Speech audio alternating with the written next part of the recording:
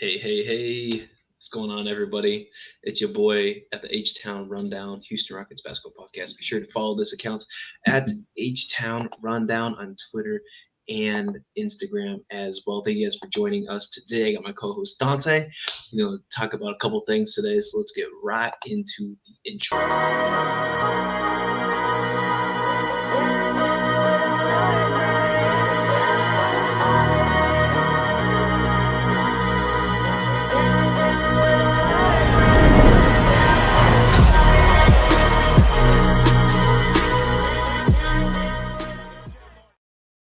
It's your usual host, Preston Simpson here, guys. You can follow me at Drip, that's 2Ps _ GAWD on Instagram and the X app. And then be sure to follow my co-host, Dante, at Coach Dante31. He's always everywhere, man. Follow him on Instagram and the X app as well. And follow his YouTube account, man. He's going off over there. Dante, we got a couple games to talk about today and some season grades to get to, but how you feeling, man? How are you? I'm feeling good. I'm feeling awesome. I'm waiting on the trade deadline to hurry up and come so we can get a couple of people off this team. So that's what I'm just waiting on. Yeah, we're gonna talk about that here in a few minutes, man. Yeah, he already excited. So we're gonna break down the Pelicans game, the Raptors game, and Timberwolves games, and then we're gonna talk about the bench pieces for their season grades for this run here. So let's jump right into it today. Yep. So here's the Pelicans' loss. Was not a fantastic game, but Jalen Green had a good game. We had some poor mismatches and whatnot. The Pelicans played pretty good defense all the way through. Brandon Ingram was making clutch buckets, but we ended up losing this game 99-110. Jalen Green played 38 minutes, and in those 38 minutes, he had 31 points. That's pretty nice, right? Yep. He had 4 boards, 4 assists. He had 3 steals and 2 blocks. Just absolutely filling up the stat line there. He shot 55% from the field, 40% from 3, and he made all his free throws, which has been a common theme of our team not making is those dang free throws. Trevin Vliet is the next up on here. He played 37 minutes. He had 16 points, 3 boards, and 5 assists, and 2 steals in that time. He was really distributing the rock, and he could have had a few more assists if we counted hockey assists. He was really moving the ball well. And then Cam Whitmore played 20 and a quarter minutes here. It was really nice. He had 17 points in those minutes there and a single steal. He shot 50% from the field, 43% from 3, and made 67% of his free throws. So Dante gonna break down the keys of the game for this one, why we ended up losing between the shot making that we had some of our players have, the perimeter play, and box outs. And please talk about Şengün. Well, we shot 29% from 3. We made 13 threes, but percentage-wise, wasn't good. We made our free throws. We got killed on the boards. Second chance rebounds, they totally bashed us. 56-29. We normally a very good rebounding team, but when you're getting out-rebounded like that and they getting second chance points, and we know how big Jonas Valanciunas is, that's a recipe for disaster. So they killed us on the boards. We only had 5 turnovers, that's a good thing, that's an actual good thing. But again, Brandon Ingram just making shots. Valanciunas just impacting the game on both sides of the ball. And I mean, again, this come down to them out rebounding us and won the game more than we did. And they shot for a better percentage than we did from 3-pointer. So again, their largest lead was 20. They had 50 points in the paint. As well. So again, this just come down to Valanciunas beating us on the boards, had 14 rebounds, 25 points. Brandon Ingram had 10 rebounds as well. So that's almost 21 rebounds for them two combined. They both had 24 and 25. CJ McCollum had a great game. Troy Murphy, one of my favorite players in the league. He's is an upcoming player. He had also 13 points, but Jabari Smith, 22 minutes, no points, unacceptable in this game. Got to be better. 0 for 4 from the 3-point line. LP, probably one of his worst games of the season too.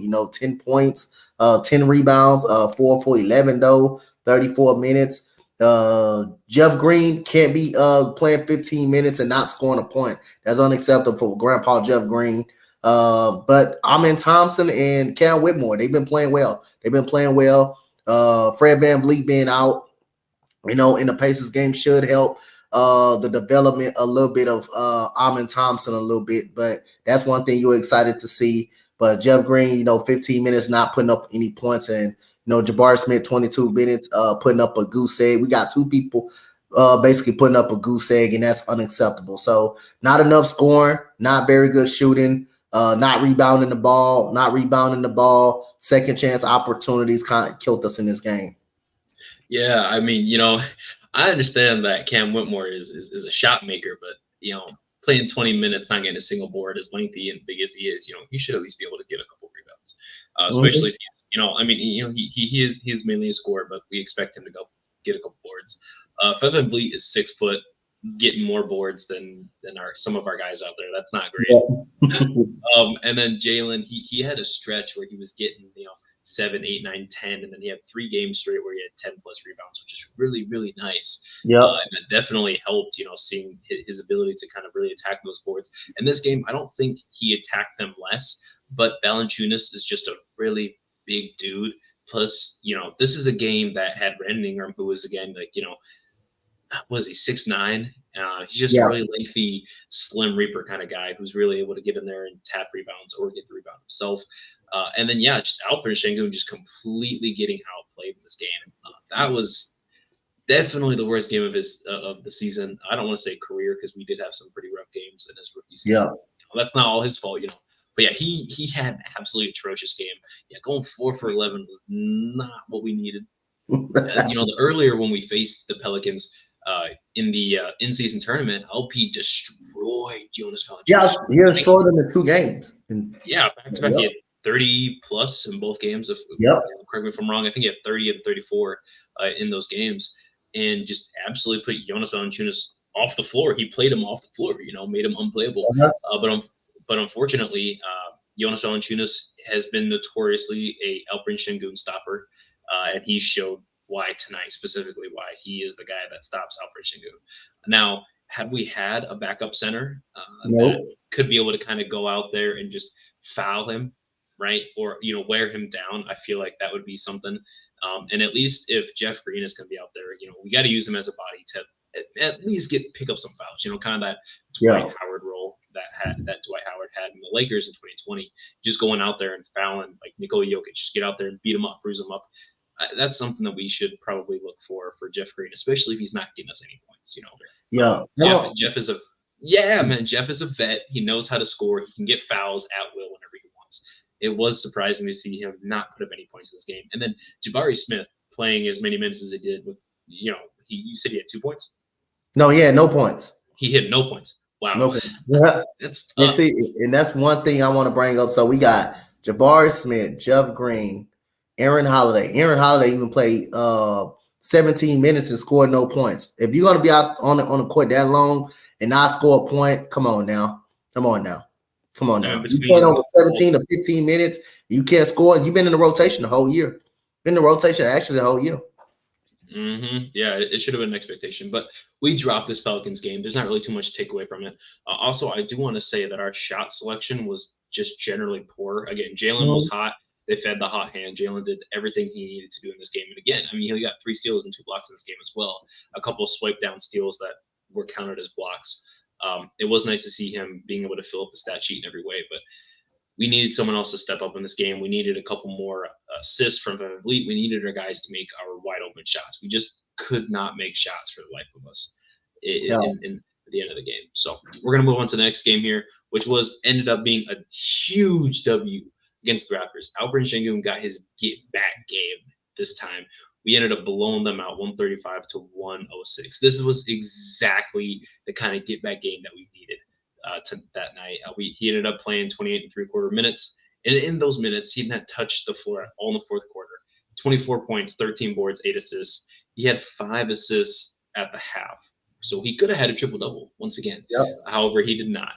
But he shot phenomenal from the field. Shot 71% from the field, 50% from 3, and made all of his free throws, which has been a knack on Alperen Sengun this season. Not so much the 3, but at least attempting the 3 is what we want to see from him.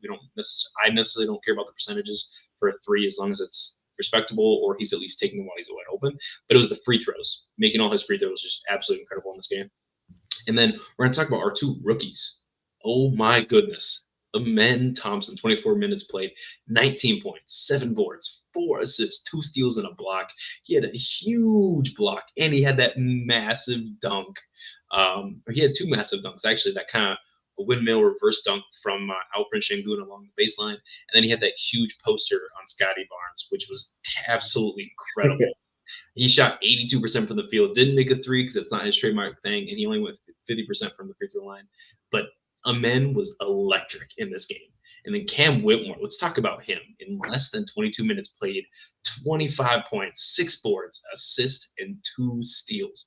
Absolutely phenomenal in this game. He shot almost 60% from the field. He shot 43% from three and made all of his free throws. So that's going to break down the game as per usual down here. He's going to talk about the first and third quarter, respectively, how we were able to blow them out and get easy lead in the first quarter, which also ended up going to flow, carry that momentum into the third quarter.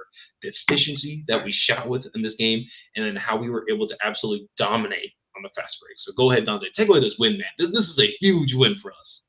Well, yeah, this is a huge win. Again, beating the team you're supposed to beat. You got to definitely beat the teams you're supposed to beat. And Toronto Raptors, even though they do got Scotty Barnes, they traded away a lot of their pieces, and they still gonna.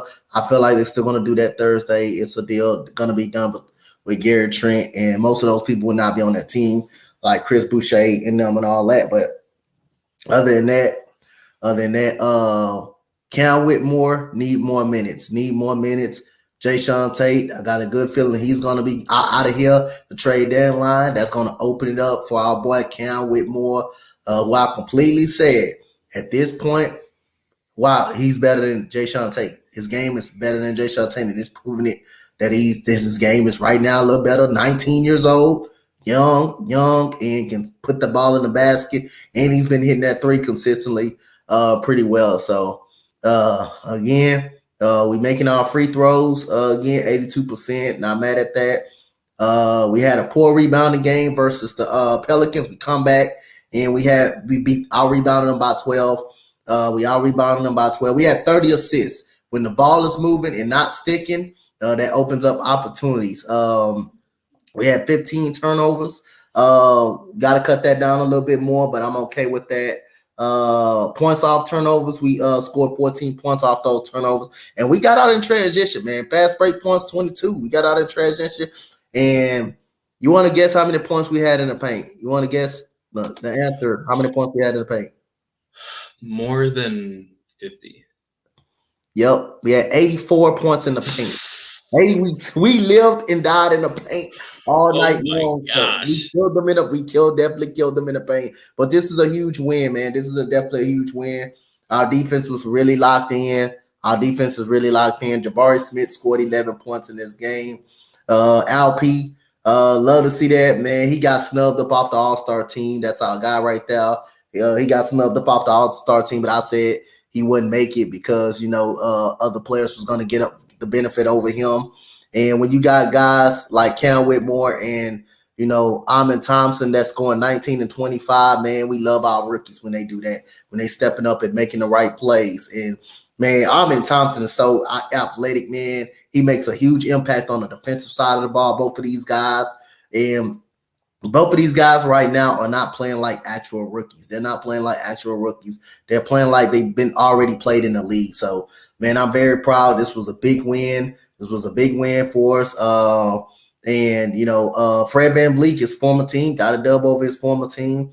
And Jalen Green, didn't have a really good night. I mean, he had efficient from the field, but not efficient from the three-point line. But other than that, when you're two rookies and stepping up, that's a good sign when you're two rookies stepping up.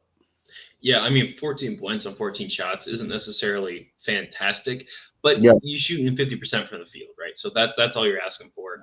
I believe he didn't get a single free throw this game, which we would like to see. And despite his ability to get to the rim and to attack, he's not rewarded enough. Again, we saw that with the Brooklyn Nets a while ago where he just kept attacking the paint. He's literally getting hacked and punched. I mean, for the Lord's sake, and he's just not getting his calls. He was getting a few of those calls against the Pelicans there when he was attacking Brandon Ingram and their other center, Jonas Valanciunas, which is really nice to see. But other than that, I mean, you can't ask for much more, especially when everybody else is going off. I'm not too worried about Jalen's numbers in a game like this. It's a blowout win. I mean, our rookies went crazy playing like Yeah. elite players. Amen Thompson with essentially 20, Cam with 25, Şengün with 24 and 13 and 8 assists. I wasn't too worried about Jalen Green playing poorly or great this game. He attacked the rim. He got a couple mid ranges going in there, and that's what I wanted to see from him. Three ball wasn't falling necessarily, and we would like those to fall. And that would have just pushed the lead earlier to a blowout, but Yeah. at the end of the day, not a terrible game. I do hope that Cam Whitmore and once Tari comes back, that Cam Whitmore and Tari Eason just completely get all of Jason Tate's minutes. I mean, it's going to be hard to really crack this rotation as it is. We've got a glut almost at every position. So hopefully a couple trades come out of the way to kind of free that up, get us a veteran for maybe another older veteran point guard that can come off the bench every once in a while, not play every night. So that way, Amen Thompson and Cam Whitmore can be guaranteed some more minutes at the 1 and 2 spots. But I'm not no GM. We just like speculate over here. Yeah. So yeah, this is the end of the Raptors game here. We ended up just blowing these guys out. Now we get to talk about a not so fun game. Our most recent game against the Minnesota Timberwolves, where we should have been able to win this game. It was tough. It was really, really tough. We ended up losing this game 90-111. We ended up getting blown out. Alperen Şengün played 30 and a half minutes in this game. In those 30 and a half minutes, he got 15 points, 10 boards, only 1 assist. When your second best playmaker is walking away with 1 assist, the ball movement wasn't great. You can automatically assume their guys were not hitting wide open shots, let alone the contested shots that they would normally hit as well. But he did get a steal and a block, so he did fill up the stat sheet. He shot 50% from the field, and he made his 3, which is really nice. LP making the 3 from top of the key. We love to see that. But he didn't get a chance to make any free throws tonight. And then the other guy I had on here for the key players was Cam Whitmore. He had 19 minutes played. And in those 19 minutes, yet again, Cam Whitmore, 14 points, 2 boards, an assist, and a steal. But his percentages were not great. He only went 50% from the free throw line, shot 31% from the field. Atrocious. But he did go 37.5% from 3, which is 3 of 7. So I'm okay with 3-point percentage there. But what we really want to focus on is the free throw percentage and then the overall field goal percentage, which seems to be a common theme here. Dante's going to break down the game as per usual. He's going to talk about energy. I really felt like the team was just lazy in this game. So we'll talk about that. The defensive mind that we had or lack thereof, and then the rebounding, how we got absolutely killed on the rebounds. But we lost by 17 on the rebounding edge, 58 to 41. In that third quarter, we were down early in the game. We got back we tied the game up in the second quarter. We went on a good run. But then coming out of the third quarter, Anthony Edwards happened, and it got to the point where we really couldn't stop him. He was just making every shot that he threw up. And when a player make every shot he throw up like that, nothing you can really do about it. But again, he was just shooting jumpers and just knocking them down. But the problem is, I thought we played okay defense at times, but the problem is we couldn't score. We couldn't shoot. We couldn't score the ball. I mean, we shot 35% from the field, 33% from the 3-point line. Free throws, we missed our free throws. We didn't make our free throws. We got to the free throw 27 times. So we got the same amount of calls as they did. Same amount of free throw attempts, and we missed our free throws. They made more free throws than we did. And again, we 20 assists. They had 21 assists. But other than that, Cam Whitmore had a solid game. Cam Whitmore had an okay game. I feel like he had an okay game. His shooting percentage was pretty bad, but again, I expect that from Cam Whitmore a lot. I expect that his shooting gonna be down a little bit. He's gonna struggle, but him being so explosive and going to the basket, that's gonna make up a lot for his shooting shooting difficulties when he gets in one of those modes. And I feel like Thompson should have played more. I feel like first half he did very well. He had 7 rebounds. He had 8 points. He was effective in the first half. I feel like he should have got very much more minutes. He was the most effective guard on the floor for us. Fred VanVleet only had 11, but again, Jabari Smith, 19 minutes, 3 points. Jae'Sean Tate, 10 minutes. What is he giving you? Nothing at all. He's starting not to give you anything at all. But at this point, I say, man, this is a team that's probably better than us right now. They got very good defense, and it was hard to go. We couldn't go to the rim because Rudy Gobert was at the paint, and we don't gotta shoot. LP doesn't shoot that open three a lot to convince Rudy Gobert to come up out of the paint, come up out of the paint. So again, we have a lack of shooting. We have a lack of outside of Fred VanVleet and Amin Thompson, we have a lack of playmaking, and we just cannot make shots. We just cannot. We just don't have enough shooting on this basketball team. So other than that, this comes down to the offensive side of the ball. Jalen Green played a god awful basketball game. Most of the shots were really good that I thought he took, but you got to make those open shots when you get those opportunities. Jalen Green he's had open opportunities and he's just not making them. And this is a game he completely had open opportunities and each shot that I was okay with, but you got to make those shots. Yeah, I mean, a lot of the things was that third quarter was what ended up really, really killing us. Anthony Edwards, up until that point, I believe only had 8 points. Yep. And then he went off for 20 in that quarter. It was what else is there to say about Ant except that he's phenomenal? He's an all-star. He's really, really good. And then Karl-Anthony Towns is another all-star talent. This is a team that's vying for a championship. This is a team that has been or was the first team in the Western Conference area for the longest time in the standings. The Wolves are a really good team. Number one defense in the league. They're a top offense in the league. What more can you say about them? Right. Now, we should have held this game closer, but the lights were too bright this game, and we just couldn't make them with shots, which, again, kind of reminds me kind of what we were talking about last year was Silas ball, where a lot of players started just kind of getting their own thing, started to do their own thing, and started taking turns missing shots. Yep. It was really tough to watch this game, especially halfway through the third quarter when Anthony Edwards was literally getting anything he wanted. I mean, contested three, wide open three, contested shot, contested layup, anything wide open or contested, it was going down. We were counting it. On top of that, he was getting every single foul call he wanted. Unfortunately, the biggest difference between Jalen Green and Anthony Edwards at this point in their careers is not rebounding or playmaking or necessarily scoring ability, but it's can they get the foul calls? Anthony Edwards get the foul calls, and that's all right. Jalen Green did not have a great game this game. However, this is his first stinker in 11 games, 10 games. I'm okay with that. But we needed him to be better. We needed him to be a lot better this game.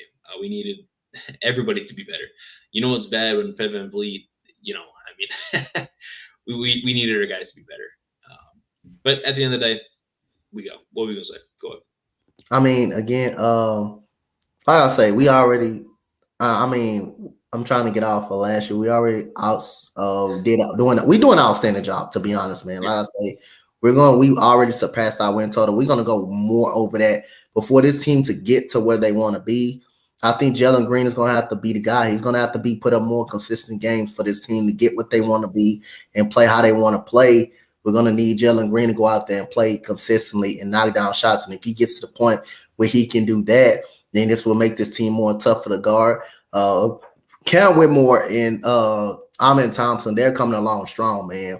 And like I say, I can't wait till the trade deadline come because it's some pieces that we need to God forbidden move real quick. It's some pieces that we need to move to give Cam Whitmore and some these minutes. I think Amin Thompson is going to be fine. I'm not concerned about him. I think Fred VanVleet is going to be out, is going to help him out a little bit. Now he's get a chance to get in that starting role a little bit and develop a little bit more. But even when Fred VanVleet was in, he's starting to get those backup minutes, which is I like. That's helping him very, very much. But the key, when Tyree Eason does come back, who's in the rotation, I think it will be slided to a 9-man rotation. I think Cam Whitmore will be a part of that 9-man rotation. But I just say Victor Oladipo is gone, which is we expected. We wanted him gone. And Jason Tate and Jock Landale, I got a feeling Thursday we're going to be moving them. I came out with a poll a few days ago who was going to be the first player to move, and it consisted of Jalen Green, Jock Landale, Cam Whitmore, or Jason Tate. And to my surprise, I didn't have Victor Oladipo on there. I didn't think he was going to be the first to go, but he was the first domino to fall in that retrospect. And we got a huge guy, literally a big guy, Steven Adams. Now he is out for the rest of the season. I believe he's nursing an injury currently. He's on the recovery road right now, so he will not, or is very unlikely to play any minutes at all this season. But we essentially got him for 3 second-round picks because Victor Oladipo, we weren't using him, we weren't playing him at all. So we essentially got Steven Adams for 3 second-round picks, which is okay. That's huge. He's only making $12 million. So it's not like he's got a huge contract. He's somebody that's easy to move if he's healthy again. And we got him for 3 second-round picks. So if he's not panning out with us around this time next year, we can always come off of him and send him to a championship team. Yeah. He leads the Grizzlies. He leads the Grizzlies in offensive rebounds per minute and offensive rebound percentage all time. He was there for 2 seasons? Also, for the last 7 years, every team that Steven Adams was on has led the league in offensive rebounds. His OKC, the Pelicans, and the Grizzlies. That's a big upgrade. The question is he going to start along Alperen for some games? Or is he going to come? Because we know Ime likes to experiment with that kind of thing, right? Because we saw in Boston, he played Al Horford and Rob Williams together, right? It's not insane to say that he would want to play Şengün and Steven Adams together. I don't think he will start him though. I think it will be an opportunity that he play. I think it'll be an opportunity that he play alongside him, but I don't think he'll start him. I don't think he will start him over Jabari. Yeah, I would hope not. I mean, there could be a change in the lineup to where everybody gets shifted. Maybe Dylan Brooks isn't starting. Maybe Jalen Green isn't starting. But I don't want to speculate too hard. Just kind of some thoughts, food for thought. But it is nice to see that we did make a move and we got Steven Adams for free. Now, that being said, I believe for the next 5 years, we only have 5 second-round picks left. So we're not sitting on a huge cachet of second-round picks anymore. We've kind of been dealing those pretty easily. So we've got a few second-round picks to go off with. And then going forward, we still have a Jock Landale contract as well as Jae'Sean Tate. Those are 2 guys we want to come off. We need to come off of at this point. Now, teams have been vying for Jae'Sean Tate. We saw some teams were interested in Jae'Sean Tate. I believe that the Knicks, the Bulls were 2 teams that reported to be interested in him. To me, I've been saying it all year. Jae'Sean Tate on the Nuggets just feels like a match made in heaven. I don't know why, but either way, we need Jae'Sean Tate going. Again, love Jae'Sean Tate. Love what he did. He had a nice 30 piece, 20 something piece early in the season. He's been doing his thing, but too often is he not scoring on the team, and it's really not our defense. Our defensive identity has fallen. Don't get me wrong, but it feels like our offense at times is dictating our defense. Whether they're not getting foul calls or shots aren't falling and their heads are low. Kind of like Silas ball, where our offense really dictated if we were going to play defense or get back in transition. So if maybe we can kind of fix the offensive woes, our defense will kind of get back into the top 10 where we were at earlier in the season. So I think we've fallen all the way down to the top 13, which is still much improved where we were last year. We were 28th in the league for defensive rating, and to be top 15 is still an immense improvement. But in order for us to be a play-in team, we need to have that top 10, top 8 defense, to really cement ourselves. So going forward, hopefully we can make some moves that change that. And then going forward with that, like you said, you mentioned Gary Trent. He's a guy we talk a lot about on here.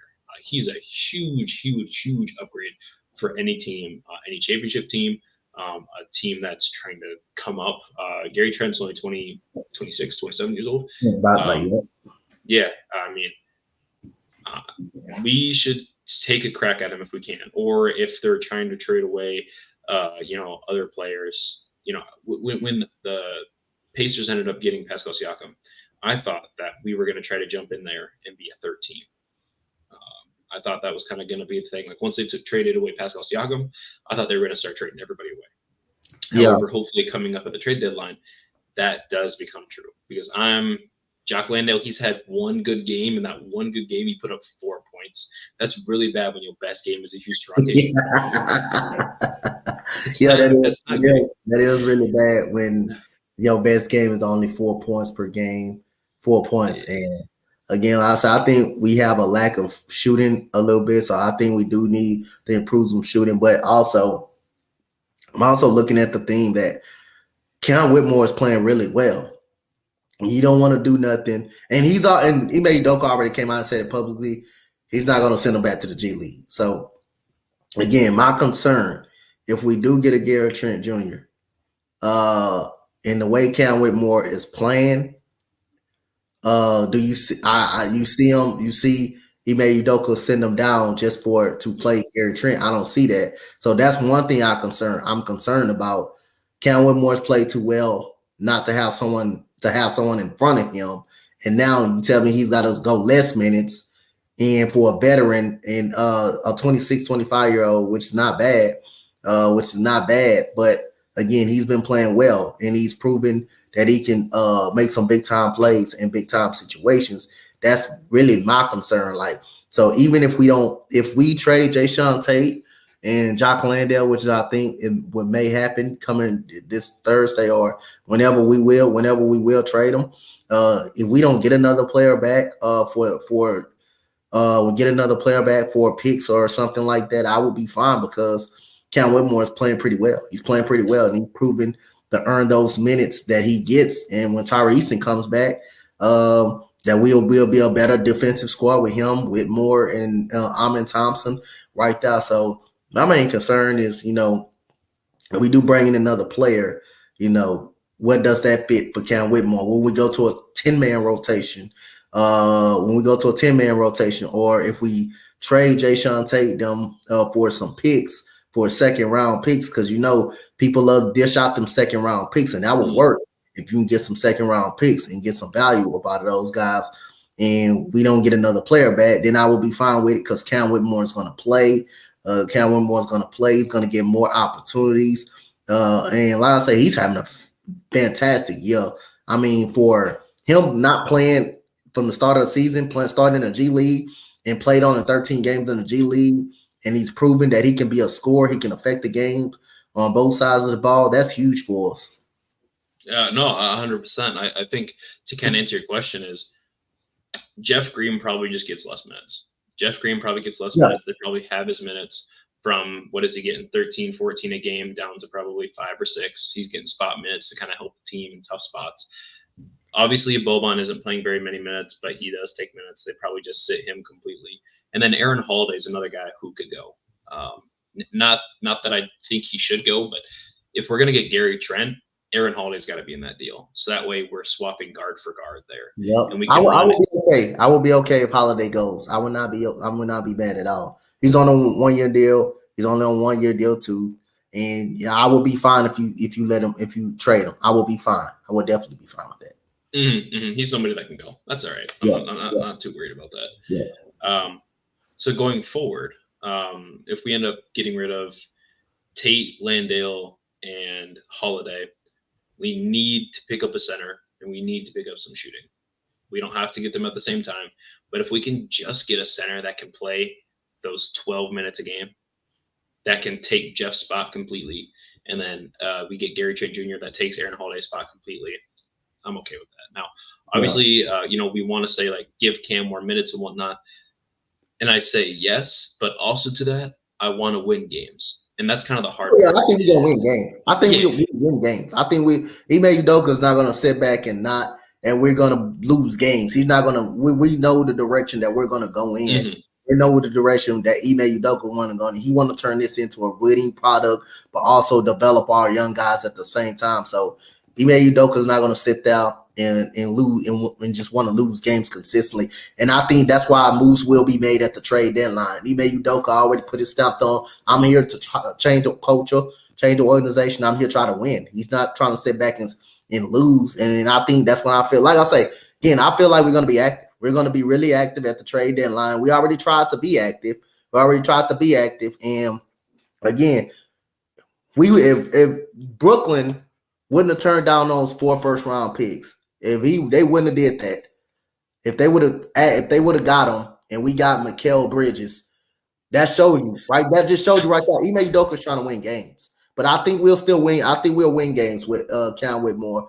Cam Whitmore in playing. But like I said, I think we need shooting, and I still feel like we still need another backup center, man. We definitely Yep. need a backup center right now to play right now, like a Clint Capella or something. I wouldn't be upset at a reunition with Clint Capella coming off the bench. He'd be a nice reunion player. So speaking of, we were talking about the Mikal Bridges trade there for a second, which I really think is a lot of just Nets PR saying like there were conversations of picks and Jalen in a potential trade, but I don't think from the Houston side of it that we were like, yeah, us do that. I really don't. I really have a hard time seeing that they view I Mikal did Bridges too. as I did too. like 4 picks plus Jalen. Uh, like maybe Jalen and then your pick swap back. I could have seen that as a potential trade, but not first round picks. Yeah, But going off that, there is some buzz with the Bulls, with potentially the Rockets trying to get in some Rocket. Yeah, conversations of Zach LaVine surrounding a Jalen trade. Now, I'm not for trading Jalen Green. Everyone on the channel knows I'm a huge Jalen Green guy. I mean, I got his jersey back there actually. I'm a huge Jalen guy. Now, obviously, he has his struggles, and I do state when he has his struggles. I'm a realist. I understand all that. However, I don't want to trade Jalen for Zach LaVine, especially if we're going to be losing picks because most people are saying that his likely ceiling is that of Zach LaVine. So why would I trade for Zach LaVine if I'm going to have Zach LaVine right here? You know what I mean? yeah. Also, we're coming at a lot of players like, just a lot of ways. You look at players like Steve Nash. It took him 6 seasons before he got his first All Star.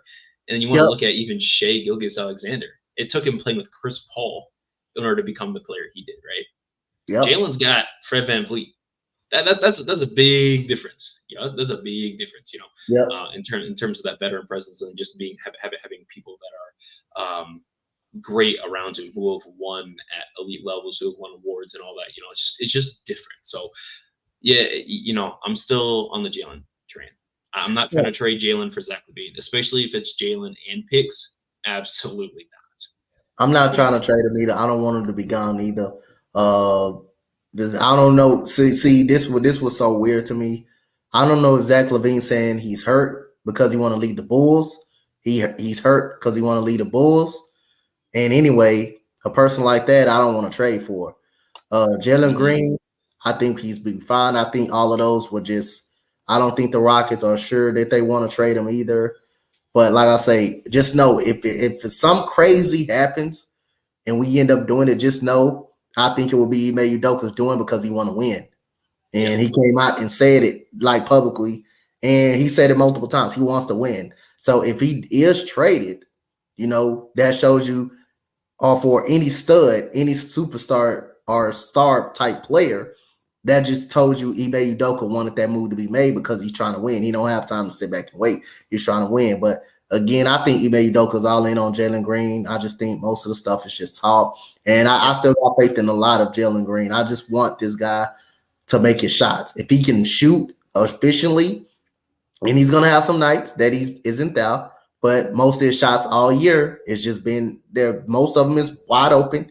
You just gotta better make your shots to be effective, and you gotta finish at the rim a little better. I'm still all in on Jalen Green. The kid's still young. He's still a young pup. So other than that, yeah, like I said, I think we're gonna make some moves that's gonna help the team, but I don't think it will be for Zach LaVine if Zach LaVine is actually hurt. But I don't know. It's just something weird with Zach LaVine. I Yep. don't know if he's saying he's hurt because he want to move on from the Bulls, and I think the Bulls are clearly trying to move on from him. Yeah. Yeah. I mean, he's a volume scorer. He's had great nights for the Bulls. He's uber athletic. He's a solid 3-point shooter. But he has to take a lot of shots in order to feel the ball and really score. I mean, he's got to take, obviously we want players like Alvin Sengun and Jalen to take at least 20 shots a game to kind of feel out for themselves. But Mhm. Fred or not Fred, my goodness, Zach LaVine needs 20 shots a game. Not like Yeah, they need less than that or anything like that. They have to have 20 shots a game. And then along with that, I don't like the energy that Zach LaVine has. I mean, he disrespects his coach openly. I mean, we saw when Thibs was over there. Thibs wanted to sit down Zach LaVine in one of his games where he had 40 points, but he's bad mouthing his coach. That's not something you do in a game publicly at all. It's all about respect and understanding your role as a player. Like if coach says do something, you can disagree with it internally. You can have those conversations off the court, but mid court, that's how you get coaches fired. And we don't want a cancer, in the locker room. We just got rid of Silas, right? We just got rid of KPJ, right? For other reasons off the court. We just got rid of a few other players like Victor Oladipo and John Wall. We don't need another player that's going to come in and kind of change the culture in a negative way. I do not want Zach LaVine, and especially if he's faking being hurt, kind of like the rumors about Kawhi when he was on the Spurs, doing the injury thing and then going to the Raptors and whatnot. He did win them a championship, but Zach LaVine is not Kawhi Leonard, and Zach LaVine is not going to get us to the promised land, considering they've been in the playoffs once his entire career. I don't think they were in the playoffs when he played with the Wolves. Except that maybe the 1 year. No. He wasn't now. They traded him from Jimmy Butler. So they never made Zach LaVine. Yeah. So he's only been to the playoffs 1 year, and that was with DeMar DeRozan when DeMar was literally a god. I mean, he was breaking Michael Jordan records and all that, which is phenomenal. So if it's going to take that kind of effort to get the Bulls in as a 6-7 seed, you know what I mean? If we're going to trade Jalen Green, it needs to be for a player that is a playoff caliber player and is a superstar. Like if we're going to go all in, we need to go all in, not halfway and still buying on potential. We need to go all in.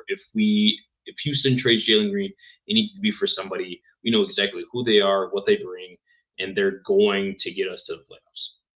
That's the bottom line, right? Other anything else, no. And even as a basketball fan, as a fan of the Houston Rockets, I still don't want to trade Jalen Green, even if Jaylen Brown is available. I don't want Jaylen Brown. We've seen what he can do. The only way I'm trading Jalen Green is if it's for like Luka or Wemby or Tatum. And I don't even know about Wemby. They've won like 4 games over there. I don't want Wemby because again, that's taking away out of Alp. That's taking away from Alp. I don't even want Wemby on this team. I didn't want him in the draft. I didn't want him because of his talent. I knew his talent was going to be good. I just think we just drafted Alp and we already seen what he can do. Now he's moved his game up to another level, and you telling me we got to have Wemby to take that away. Mm-hmm. It'd be like the Christian Wood dilemma all over again. That's not something that we really want over here. So I'm not for Jalen Green getting traded. Half those rumors are likely also teams kind of gauging the market. Like, oh, we've been in talks with the Rockets about trading Jalen Green. We've had conversations on what it's going to take to maybe get Jalen Green. Nothing has been for sure. I don't think the Houston Rockets have even offered Jalen, to be honest, at this point. I think teams have inquired about him, but not necessarily inquired specifically just for him, like in packages of like, well, if we want Jalen and a pick, what's it going to cost from us? Kind of thing. It's a full conversation, but that's all it is. It's just talk, it's just dialogue. Nothing. I don't think any of those talks are forming into anything potential for a trade. And if they do trade Jalen, I'll be surprised. I really, really will be surprised. I don't think we need to give up on him. I understand that he's had a disappointing season. He's been the most disappointing starter for the Houston Rockets, and that's just how it goes sometimes.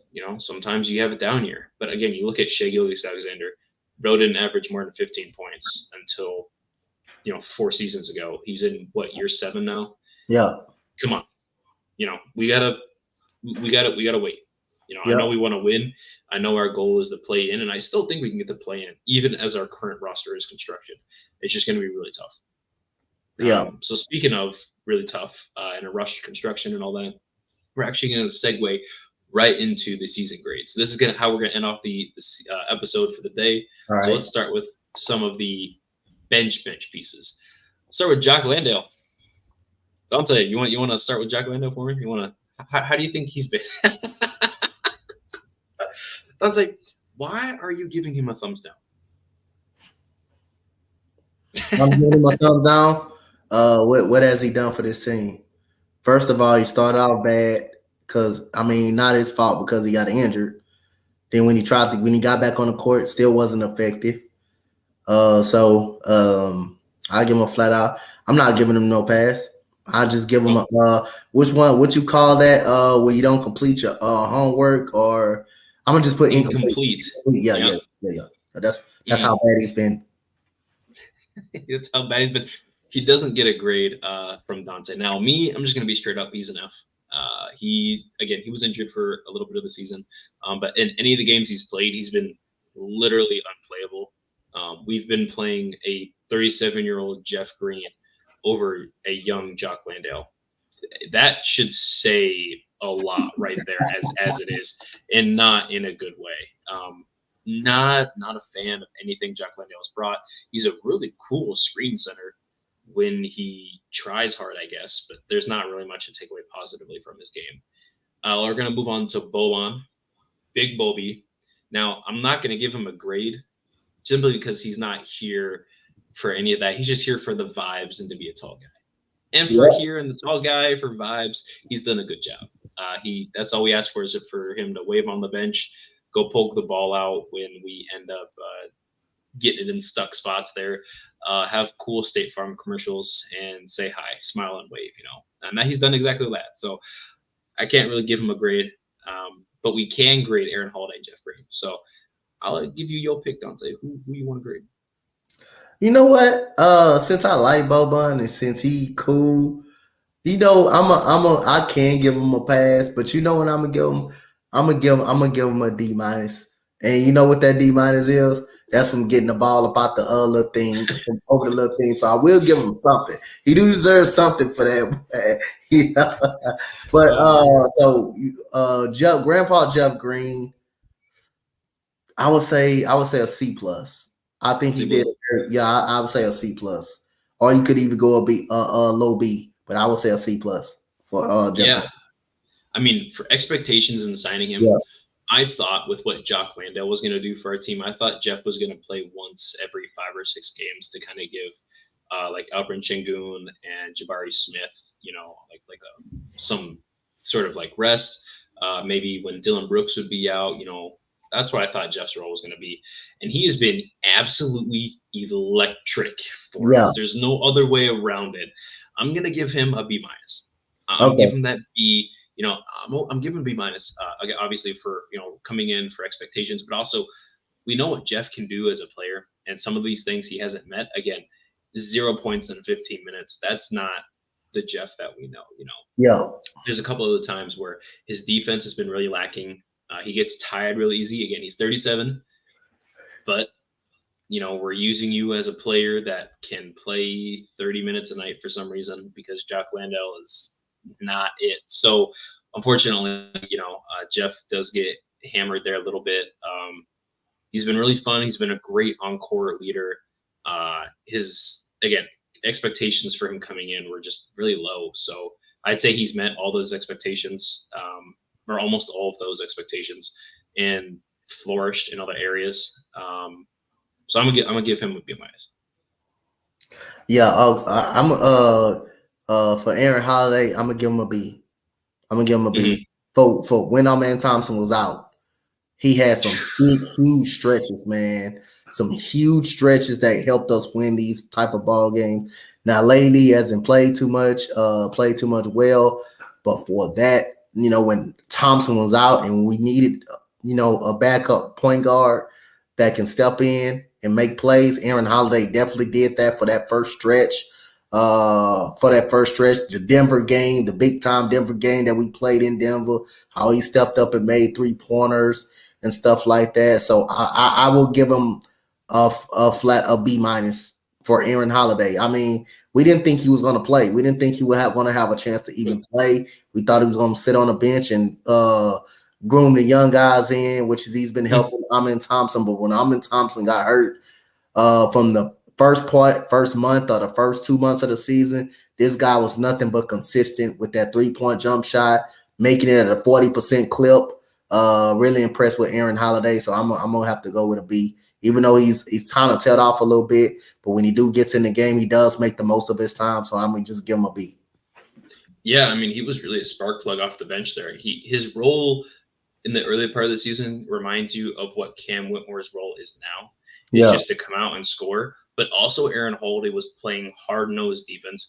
I thought he was Drew Holiday for some games. Bro Yep. was playing like some defensive player of the year level clamps multiple games in a row, especially during the in-season tournament. He was playing so hard. He was doing everything he could for getting on-ball steals to playing the passing lanes, even getting some blocks, here or there. Aaron Holiday was doing it all, hitting the three-pointer really well, facilitating at a Yep. level I didn't know he could do. I really thought that he was going to be out of the league when we got because we got him traded to us from Atlanta, right? Or Now we was got him that in free agency. We got that him in was free Justin agency. Holiday? No, we Oh, got him in free agency. gotcha. Yeah, I thought he was going to be out of the league because last year he didn't produce at all. He was not on good teams. He was not a high level player, and here he is. He was looking like almost a starter some games for us. Which is Yep. insane to say about Aaron Holiday. He was really nice, so I'm going to give him a B2. I think Yeah. that's a fair grade for him. You want to see the consistency come up. You want to see him rebound more. You want to see that defensive intensity pick up here as we round the All-Star break, and hopefully that can continue on from there. But I really thought Aaron Holiday was Yeah. done. I was like, yep, this is gonna be the last team for him. He's gonna team friendly deal. He's just kind of here to be vibes, kind of like Boban, pick up some of the veteran duties and assist their guys. But Aaron Holiday showed out. Aaron Yep. Holiday has been worth every penny we paid him. Just like Jeff Green. I mean, what if other than the consistency factor, there's not much more that they can do, especially for like the minute restrictions that they're already on, and not necessarily restrictions, but like the level of minutes they're playing. They're doing really well in their roles. So I'm gonna go Yeah. B. So we're going B Aaron Holiday, B minus Jeff Green. I think that's fair. We Yeah. don't count Jack Landale. Hopefully he's gone soon. Yeah. Hopefully he's gone. I think they'll figure out a way to get him out of there. They'll figure out a way. Hopefully. Speaking of another player that could go, Reggie Bullock. I'll be honest about his grade. I have him at a C minus. I mean, he's had okay stretches of defense. He's had okay stretches of 3-point shooting, but when his first few games with us were atrocious.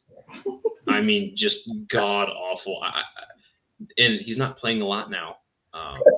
There's a reason that the Mavs let this guy go for nothing. I thought he was going to be really good for us. I thought he was going to be a 3-point sniper. I thought he was going to help our guys with their 3-point shooting and spacing, but he can't even do that. He can barely defend people on the perimeter anymore. He's not getting rebounds. It's probably those knee surgeries. Reggie Bullock is just talk about washed. So I'm giving him a C minus for the season. I'm gonna give him a D. I'm gonna give him a D. I expect him to come in and make an impact and make shots. At least make a shot. He has some ability to shoot 40% from the three, 37% from the three. He has not done any of that this year. When he has had his minutes, he have not made the most of them. I can't give him a pass. I gotta give him a D. He hasn't done absolutely nothing for this team. They helped this team out, so yeah, I'm gonna have to give him a D. Yeah, he's like, what more can we do with Reggie Bullock? Just not a great player. Now, Dante, I'll let you do the honors. Go ahead and tell me about Jason Tate. Go ahead, tell me how you feel. Oh man. So at the first start of the year, if you would have told me his grade first start of the year, it would have been a solid A. Because the way he was shooting the ball, making shots, playing defense, helping us win game, that performance that he had at Denver was really good. He would have had an A, and you would think, he deserved to have the right to be on this team because of the way he was playing. Now you look at Jason Tate, and you're saying this man playing at a D level, but I'm gonna give him a C minus. I'm gonna go C minus. Yeah, his play has definitely tailed off. Kind of like Aaron Holiday, who was really, really, really good at the beginning of the season, beating out expectations. I mean, multiple times on this podcast, I'd say, man, I forgot how good Jason Tate was. His injury really hampered him, and here he is doing the same thing. He plays good defense sometimes, but when you're out there scoring for as many years as he's been in the league, 0 points, unacceptable. Yep. The 6'4" power forward, we play him at the 4 because one, he can't shoot, which is unfortunate. He's undersized as 6'4". He's not super athletic. He's a really good defender. He can guard up. He can guard most 3-4s and some 5s, but he's just not your go-to. If he was better defensively, I think I'd be less harsh on him. If he was like elite defensively, but his defense has fallen off a cliff lately. Defensive metrics have him at one point on the bottom of the Houston Rockets list for defensive rating, below even Jalen Green. That's not good to be below Jalen Green on defensive metrics when your whole identity is defense. That's not a good thing. So Tate has just not met expectations this season. Again, early in the season, fantastic. Like you said, against the Nuggets, just absolutely clutch. He's had some clutch buckets here or there. But everything has to be created for him. He's not a shot creator at all. He can't get his own bucket. The one time he's getting his own bucket is if somebody smaller is on him and he's backing him down. And he's posting them up, Yep. That's the only opportunity he's going to get where he's able to get around them. Other than that, he's got little to no bag, and I'm really hoping he's traded. Again, love Jae'Sean Tate, and I love what he brought to the team for the last couple of years, but it's time to move on from a Tate experience. So Jae'Sean Tate, we give you a C-, just below expectations. We heard about all this offseason, how you were hitting those threes. And then we saw that Rockets training camp footage where G Leaguers we had on our team, Nate Williams, was leaving you wide open in the corner in practices, and you would take them and miss. That's not good footage to be putting out there. That's not good footage to be putting out there. It's bad when rookies and G Leaguers are leaving you wide open. That's wide open. You can't make a shot. Yep. Yeah, and they see you in practice shooting all these threes, probably not making very many of them. You know what I mean? So hopefully Jae'Sean Tate can continue to improve his 3-point percentage throughout the rest of the season, and hopefully on another team. Because, man, I am tired of playing this man in clutch time because we need a defender rather than trusting Cam Whitmore, who is at least going to try to make a play. Yeah. And you live with the rookie mistakes. You know what I mean? Like if I'm going to lose, I'd rather lose on a rookie mistake than lose because Jae'Sean Tate fouled somebody on the 3. Yeah. Like that Clippers game. Yeah. We were tied or we were up like 1 or something like that, and then James Harden come down the court, step back 3, Jae'Sean Tate fouled him. Man, damn it, that's Tate. That's Tate. So C- for him. Yeah. Which rookie would you want to start with today? Okay, I'm gonna start with Cam. Cam Whitmore has been phenomenal. I would give him a solid A for where Cam Whitmore started in the G League.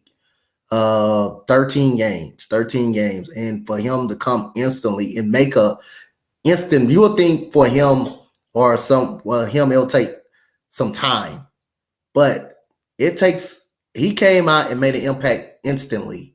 And it's been scoring double digits like crazy. I believe that his first start, he didn't crack double digits. And that's okay. That's against the best team in basketball, Boston. Yep. He had 8 points. But the first game he had a phenomenal game against them. The first game. So he didn't have a good game in that game, but he's been consistent. He's been scoring. He's been helping his team out instantly. And he played 13 games in the G League. And, he was down there a superstar now. But for us right now, he's averaging double-figure points for us this year. How many minutes per game is he getting? He's not. I don't think Cam Whitmore is getting that many minutes. I don't think he's getting that many minutes. But I know his scoring rate on less minutes is really crazy. It's really crazy. On less minutes, his scoring rate is really, really crazy on less time. So again, I would give him a solid A, man. I think he's been very good for us. Yes, he's gonna have some lapses. Yes, he's gonna get an opportunity. He's gonna get big headed. He's averaging 16 minutes right now, so his minutes are increasing.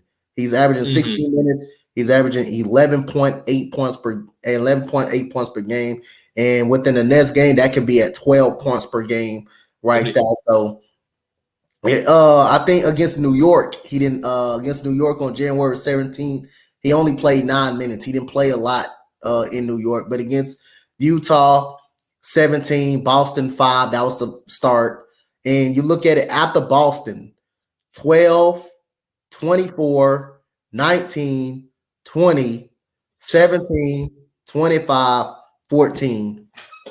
All that adds up for me is a solid A for me. So that's a fair grade. Spoiler alert. I'm giving him an A also. Now throughout these grades, nobody's getting an A plus. I just want to put that out there.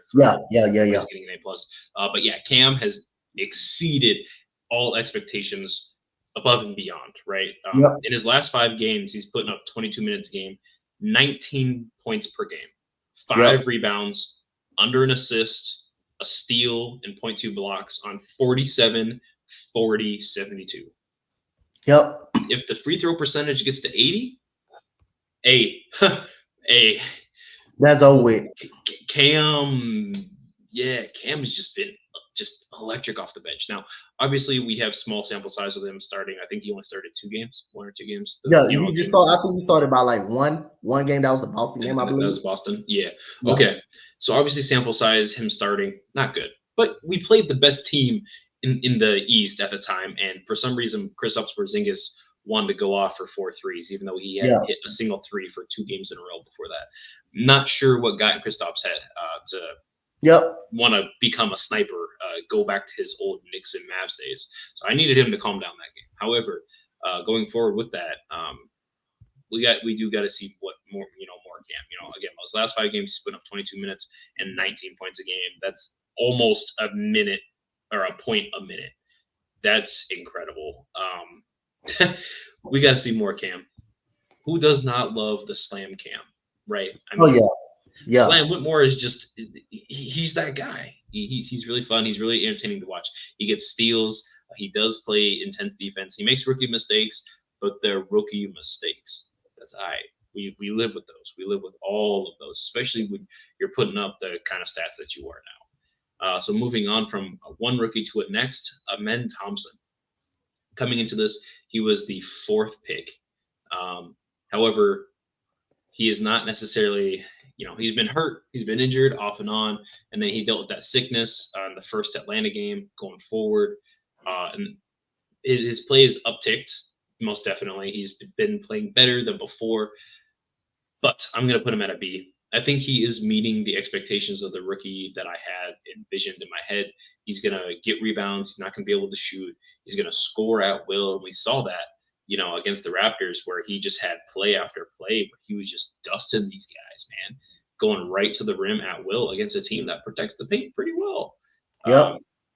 So to see him and do that, as well as his playmaking ability, we haven't seen him be the primary initiator for a majority of the game. But when we have seen him as the primary initiator, he's been pretty well. He gets guys the ball. He moves the ball really well. He moves off ball really well. He's a fantastic cutter, as we've seen with him and Alp. Just every time a man cuts, it leads to a dunk from Alp. That pass Alp's got. He's got pretty good chemistry with Cam off the bench as well. He just lets Cam cook. Everyone knows their role. So I'm giving Amen Thompson a B. Yeah, I agree. I give him a B. I think the numbers going to go up right now. He's averaging 6.8 points per game, with one more with a double-digit game tomorrow, or probably a game that's over 6 points. I believe he's going to crack that 7. He's going to crack that 7 points per game average, but I believe he's meeting expectations. I mean, of course, he had the injury that slowed him down. He had the ankle injury that slowed him down. I believe that was against the Lakers, if I'm not mistaken. Where he hurt his ankle. That was I believe that was the first game against the Lakers. I believe Charlotte. It had to be one of those games. Charlotte. I believe it was the Charlotte Hornets game where he got it, when he hurt his ankle right there. So again, I think we met expectations right now. Still a lot of game basketball left in the season, so he's going to get better as the season comes on. But if he starts shooting the jump shot a lot more and making that a lot more consistently, he can be an unstoppable force with his leaping ability, with his good defensive play, with the way he can jump. I think he's meeting expectations. So I'm gonna give him a B. Yeah, I mean, he's definitely meeting expectations. He's right at that level, and his rebounding has been pretty solid. He's not the numbers aren't showing it, but when you watch him, the available rebounds in his area, he's making sure those things are his, right? Yep. The 3-point percentage isn't there, but we knew that coming in, that was going to be like the big knock on him was that he doesn't shoot the three. He can't shoot the three very well, and he's just not getting enough minutes to kind of make the numbers mean anything. But at the same time, he was hampered. I mean, he got hurt first game against Portland Trailblazers in the Summer League, and then he comes back, gets injured again, and then after he starts to feel okay from his injury, he gets sick. So he's just had a really tough go around for right now. Of course, there's plenty of the season left, like Dante said. So hopefully, going forward, we can see him kind of pick up his play, pick up pace, and I mean, keep going. I mean, he had a career night with 19 points, and then a few games ago, he had a double double in his first career start with points and rebounds. So hopefully, he can do better. Hopefully, we see him Yep. increase. And hopefully, the better a man gets, the less minutes Fred can play. So that way, he's not getting injured. Because, spoiler alert, guys, Fred is injured. We knew this was going to happen. He's playing the most minutes in his career, the third most minutes per game in the league at the moment. He's got an injury. Is it a quad? Is that what that is? Yeah, I believe so. Yeah. He's got a quad injury, so he's being reevaluated. We're not sure if it's a grade 1, 2, or 3, but if it's a grade 3, it could take up to 4 months to recover. That out for the season then. Yeah, that would be worst case scenario. Especially considering we do not have control of our own pick. Now, obviously, if we did have control of our own pick, I think at this point they would probably sit Fred for a majority of the season, probably at minimum a month, regardless of how bad the injury was, to see what they have in Amen Thompson. This would be a really good time for that. However, we're trying to make the play in and hopefully make the playoffs because, again, we don't control our own destiny. We don't have our own pick. We would love to not give the OKC another lottery pick because they got too much going on over there. Between Lu Dort, Shea, and Chet, Chet's been phenomenal this season as well. Not to mention the Williams brothers. We got to chill and give an OKC stuff. They need to give us our pick back if anything. They can have Aaron Holiday and Jock Wendell if they want. But yeah, so I think that's going to do it. Dante, before we go, more minutes for Amen Thompson at the point guard with Fred out, likely starting at point guard. What are some things you expect to see from Amen Thompson? Yo, Mike. Oh, I expected Amen Thompson to play very good defense, be a slasher. I expect him, to get guys involved. I expect him to be the same Amen Thompson that we've been seeing. And this is an opportunity to show, hey, they drafted me for a reason. I'm the point guard of the future that the Houston Rockets are looking for. Yes, we got Fred VanVleet here, and we trying to win games, but at the same time, he needs to show why we drafted him and why he's the point guard of the future to lead this team to many more years. And I think Amen Thompson is going to do that. And I think he's going to play very well, especially on the defensive side of the ball. Him being 6'7", is going to be a lack of shooting right there. But again, you're going to have very good defense, pushing the ball up the floor, making plays. I think you'll see some good Amen Thompson, regardless for how many games Fred is out. This will be a good opportunity, going into the All-Star break to show, hey, I deserve to be here. I deserve to be a part of this future. And I think he is a part of our future young core. And he's got some great upside, man, to be a stud in this league. And I don't understand how him and Cam Whitmore is not on that damn rookie team. That's just a damn travesty. And it needs to be brought up and said, because you mean to tell me Cam Whitmore has played in the G League 13 games, but he comes right and make an instant impact, but you leave our rookies up out of that. Matter of fact, I don't think you got a Sword Thompson. You don't got none of the Thompson twins up in the rookie. You want to know who's in there? Who's in there? The dunk champion from last year, Mac McClung, who is 28 he doesn't even play years old. He doesn't even play in the NBA right now. But how is he in that? See, that's why I say we we one of the most disrespectful organizations and disrespected organizations in the league, man. And we don't get the goddamn respect we deserve. That's just all it is. We got our rookies out here balling out. And Cam Whitmore, I know everybody watch basketball. I know this league watch basketball. They must not see with their own eyes how Cam Whitmore and Ahmed Thompson has been good. But like I say, our organization has just been disrespected. And you know who I'm blaming on that? I'm blaming goddamn Steven Silas for that crap because how bad we were. For everything that came out with John Wall saying all that stuff, Christian Wood not wanting to be here, thinking that he's a $30 million max guy, like there were a lot of issues over here that made us undesirable during that time. But that's not us anymore. We have a new identity. We're still looking for identity, I guess, but it starts with defense, right?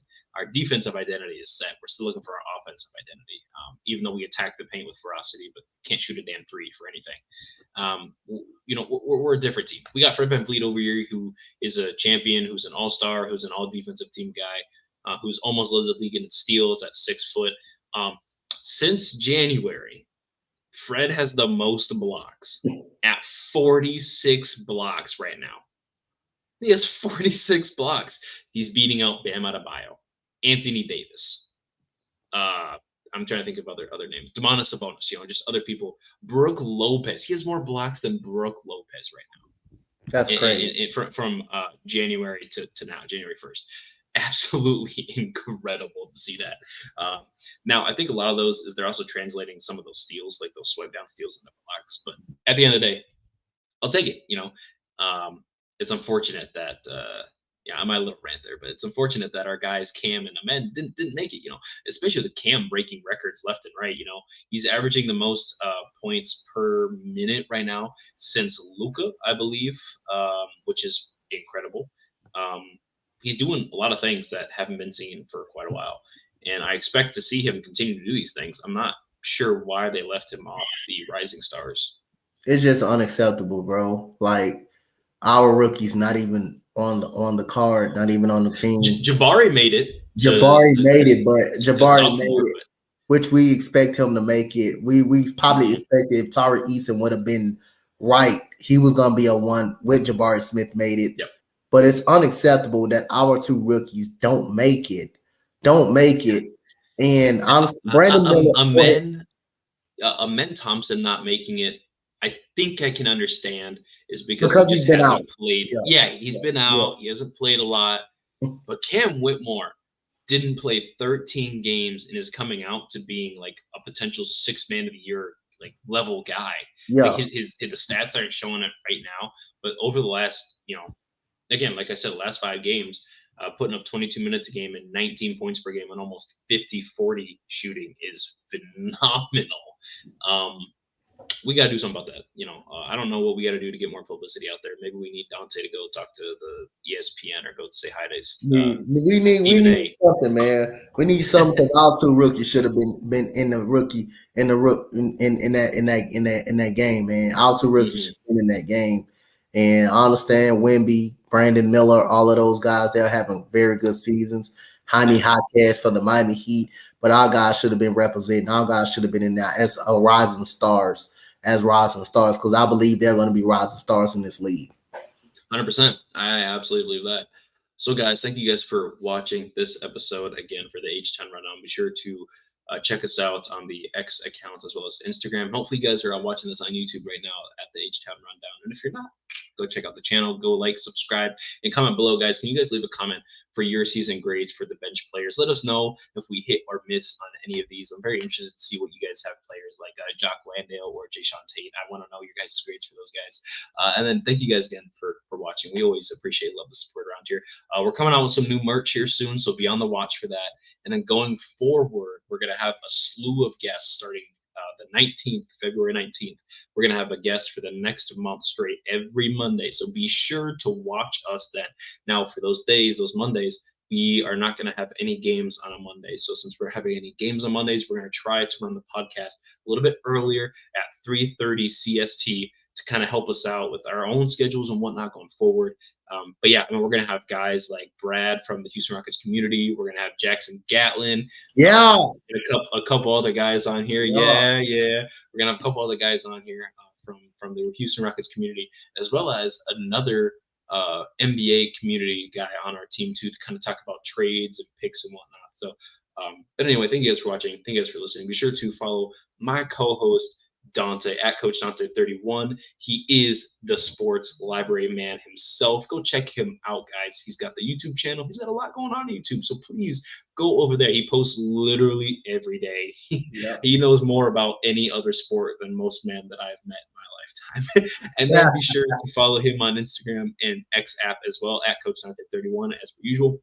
And thank you guys. Be sure to check me out, your main host. That's Preston Simpson for drip2ps_GAWD on the X app as well as Instagram. Thank you guys for watching. Thank you guys for listening tonight. You guys have a good night. Dante, next Monday, right? Next Monday, let's do it. Let's do it.